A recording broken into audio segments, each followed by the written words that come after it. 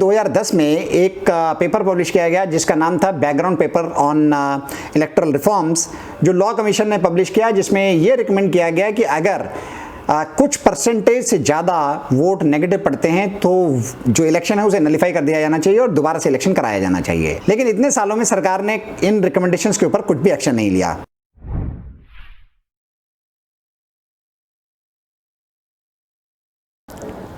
नमस्कार and welcome to कानूनन। आज का वीडियो उन सब लोगों के लिए जिनको जरा सा भी भारतीय इलेक्शंस में इंटरेस्ट है। आज हम बात करेंगे नोटा के बारे में। नोटा क्या है, क्यों इसको लाया गया और कब से लागू हुआ। नोटा यानी नन ऑफ द अबव एक इस तरह का अधिकार है जो उन वोटर्स को दिया गया है जिनको कोई भी कैंडिडेट पसंद नहीं आते। अगर मान लीजिए आपकी कॉन्स्टिट्यूंसी में जितने भी कैंडिडेट खड़े हैं, आप सहमत नहीं हैं कि वो आपका प्रतिनिधित्व करें, तो आप नोटा दबा सकते हैं और सभी कैंडिडेट्स को रिजेक्ट कर सकते हैं। ये जानने से पहले कि नोटा कब से लागू हुआ, हमें ये जानना पड़ेगा कि नोटा को लाया क्यों गया। नोटा को लाने के दो मुख्य कारण थे। पहला, सीक्रेसी ऑफ वोट, और दूसरा जो पार्टिसिपेशन है लोगों का उसे बढ़ाने का। सीक्रेसी ऑफ वोट कैसे? पहले अगर आपको याद हो तो बैलेट पेपर पर वोटिंग होती थी।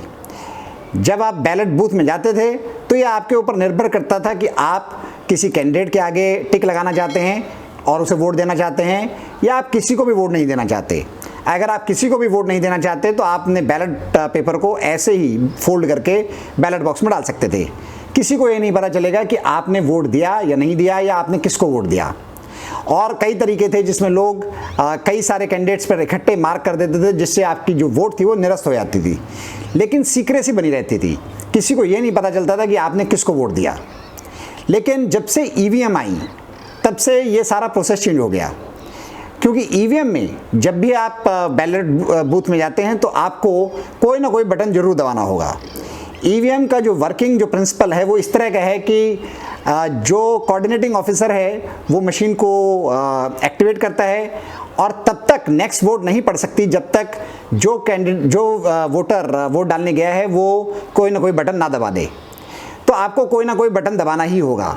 अब अगर आपकी इच्छा है कि आप किसी को भी ना सेलेक्ट करें और ऐसी कोई ऑप्शन ईवीएम में नहीं दे रखी, तो आपको कोई ना कोई ऐसा कैंडिडेट जरूर चूज करना पड़ेगा जो भी उस लिस्ट में दिया गया है या जो भी ईवीएम में दिया गया है। इसी को ध्यान में रखते हुए नोटा को लाया गया। दूसरा अहम पहलू था वोटर पार्टिसिपेशन बढ़ाने का। जब से ईवीएम आई और जब तक उसमें नोटा का ऑप्शन नहीं था तो बहुत सारे लोग वोट डालने इसलिए नहीं जाते थे क्योंकि उन्हें कोई भी कैंडिडेट पसंद नहीं था।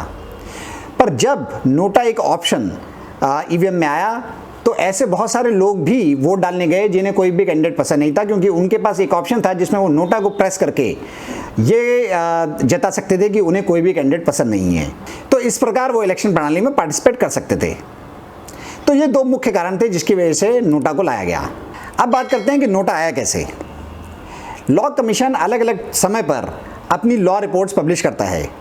इसी प्रकार सन 1999 में लॉ कमीशन ने एक रिपोर्ट पब्लिश करी जिसमें उन्होंने सबसे पहले बार इस बारे में बात करी कि कैसे हम इस तरह का अधिकार वोटर्स को दे सकते हैं जिसमें वो उनके पास राइट टू रिजेक्ट हो, यानी वो कैंडिडेट्स को रिजेक्ट कर सकें। उनका प्रपोजल था कि एक इस तरह का प्रोसेस बनाया जाए कि जिसमें जो भी विनिंग कैंडिडेट है वो जितनी भी वोट पड़ी हों उसके 50% से एक वोट ज़्यादा मिले उसे।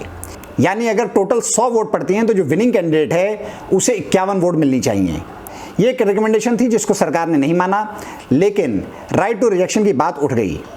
फिर इलेक्शन कमीशन ने भी 2001 और 2004 में राइट टू रिजेक्ट की बात करी।